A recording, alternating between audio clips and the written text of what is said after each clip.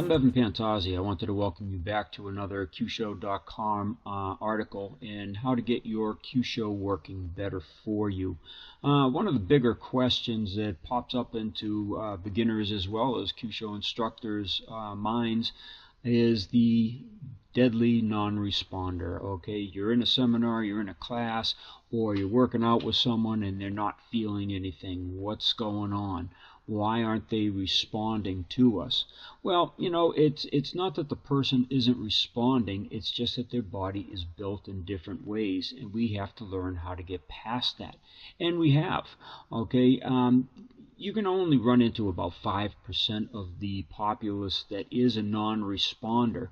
Okay, they're going to be stronger or more athletic, because the more athletic you are, let's face it, the more balanced you are, and your muscle structure could be hiding the nerves or shielding them anyway with the muscle mass.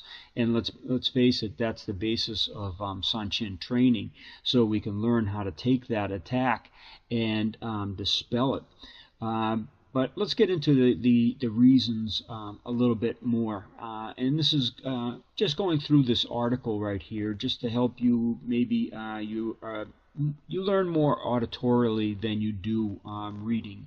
So what is a Kyusho practitioner to do? Well, again, remember that Kyusho is very effective. But in the dojo, you're not really going all out. You're only going to have a small portion of your power and your striking that you're willing to give your partner, your training partner. Now, an opponent is quite a different thing. Your intent flares up, and you're going to be able to handle the situation well. So don't get freaked out that it's only 95% in the dojo. I mean, really, that's a great track record. Even arm bars aren't 100%. Nothing is. You've all heard the stories of people being shot 5 or 6 times and still keep coming. And if a .40 caliber doesn't stop a person, what do you think your punch or your elbow or your knee is going to do? But let's get a little further involved in this. What happens with a non-responder is there's several different things. First of all, the body type. Again, the muscle mass. It also has to do with the way the nerves lie.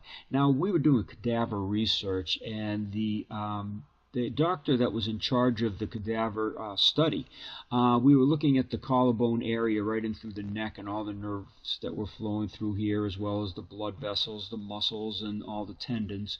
And the subclavicular nerve that usually runs right in back of this clavicle or collarbone, okay, that was laying not on the inside, it was laying on the outside, okay, and it just looped right over. Now, the doctor was kind of surprised because he had never seen that before. Now, for a doctor that teaches people on cadavers as his career, I mean, not to have seen that in all the cadavers he's seen or all the people that he's dissected, that's quite amazing if you think about it. So again, the body structure, is the nerve there? Yes, all the nerves are in place, but sometimes they lay just slightly different on person to person. And that's why we don't rely on one-shot hits. I mean, you have a facial nerve that maybe the masseter muscle here is just like really huge, and it overlaps that nerve in such a pattern that just your taps in the dojo are not going to really have an effect. So body types has a lot to do with it.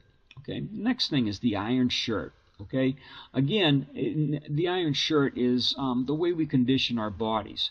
Okay, we have the Weichi-Ryu practitioners that work the Sanchin. The Goju practitioners, many different styles, Ishinryu as well, work with Sanchin. And that's developed this muscle mass and this muscle strength and density, as well as the bone density, to be able to withstand heavy concussion. So if you're striking on them, yes, you have to learn how to get past those protectors, how to get past that muscle mass, the increased bone density. And there are several ways that we can accomplish that. Let's go back to the article here. When you're looking for physical reaction, a person that does Sanchin is bracing for the attack, because that's how they train.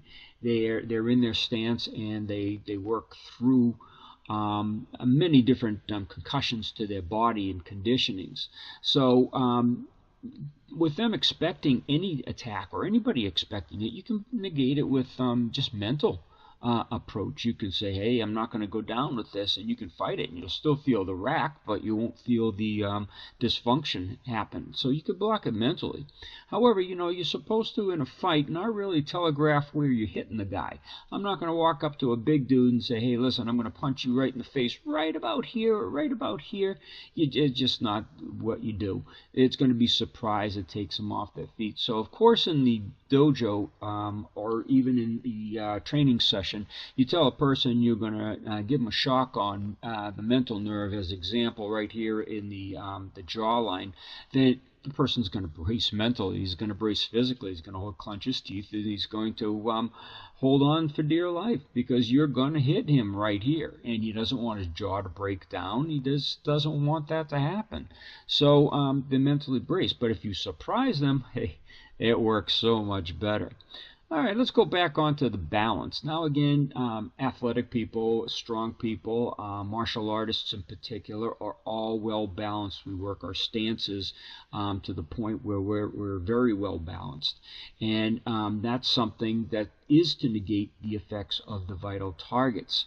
Now, the nerves, if you're braced and ready and strengthened like the Sanchin, or you have really good balance, are not going to be as responsive, because what's happening is if you're sunk into this really low martial stance, okay, what you're doing is in effect you're taking the motor nerves or the motor transmissions from the brain to send down to the legs to fortify. So there's a lot of energy. You're sending the motor nerve function or transmission into the arms, the body, when you do your Sanchin or any pose.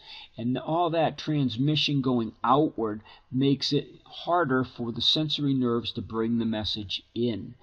If you unbalance the person or tilt their stance just a little bit or move back and forth in that motion, in that movement, okay, is a temporary imbalance, because this leg, for example, isn't getting the motor function. What it has to do is it has to retract, okay, to take a step. Say this foot is going to come forward toward you.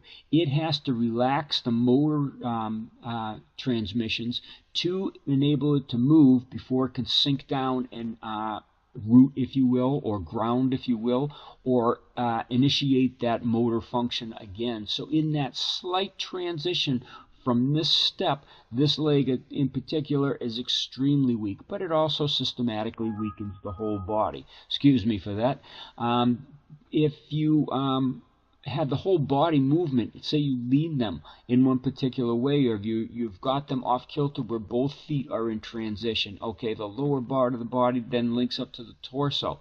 Yes, they can still be strong in their arms and their head a little bit, unless you really off balance them, and that throws the whole system out of kilter and allows the sensory transmissions to enter into the brain, so you can send an overload or a shock of neurological transmission into the body. So that's what we're talking about here when I've written about the balance.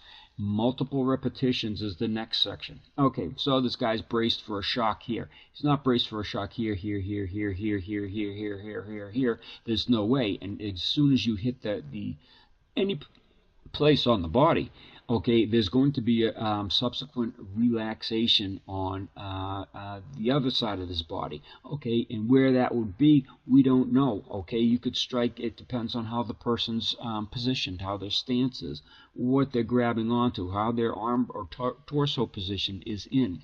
So, say for example, he's in this low stance here, and I kick this one, and this one has a shutter. Okay, well then that one this leg destabilizes, because it's now trying to compensate for this leg. So by multiply striking the person in, not just 1, 2 to get the result, okay, if you start hitting them in all these different areas, then they can't compete with that. Their brain will be overloaded, they'll be off balanced and more susceptible to the Kyusho. Let's go with a couple other aspects here. Next is the blood supply. Okay, I don't care how big or strong your muscles are. Yeah, you could hide the blood vessels a little bit with really building your body, but there's always little gaps that you can get into. When you build muscles strong, it also forms deeper troughs. Okay, as high as the mountain is, there's a deep valley that goes with it, and you just have to look for these areas where the structures are going to be weaker. Okay, and look for where, and you have to know the anatomy to know where these blood vessels are. Now, you can condition your nerves to take a little pain, and you can override the sensory functions and by strengthening the motor functions. However, you can't do that to the blood systems.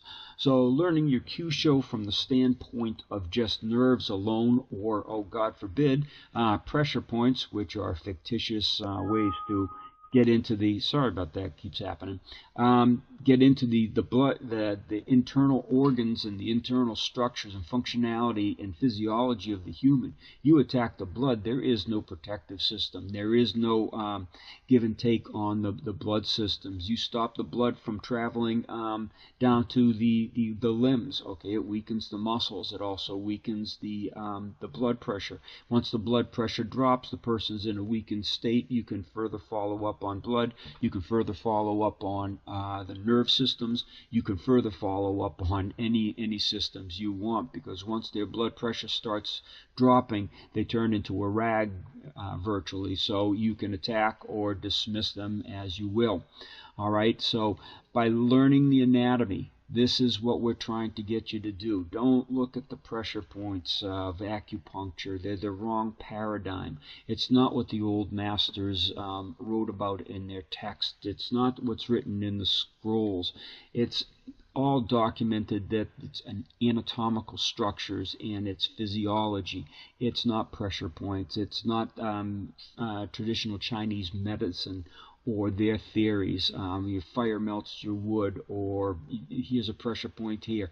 The hell with that. There's a nerve that runs in through here. You just have to see where you can best attack it. Look at this guy, okay? You can attack him here? I don't think so. You're going to attack him in the troughs, okay? So this is just an idea of how you can dispel the idea of non-responders, okay? There are responders, okay? You just have to find out how. And there's many ways to do it. Again, the best thing is to throw those pressure points out the window and get into your real structures and learn those. Then you need to work with the unbalancing of your opponent, the motion. You have to work with the different concepts of how they've trained with their balance or their body conditioning. And you have to go through all of those, and you have to train it with your hands. Reading this article isn't going to do it for you. Listening to me talk on this video is not going to do it for you. What you need to do is you got to get on the mat, and you have to try these out, and you have to try it out in ever-increasing stressful applications of full mobility, spontaneity, and urgency.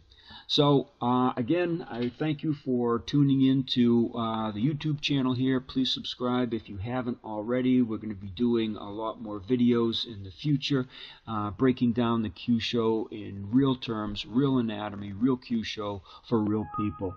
And this thing is killing me. So, again, thank you for tuning in, and we'll be back to you soon with our next video. Thank you.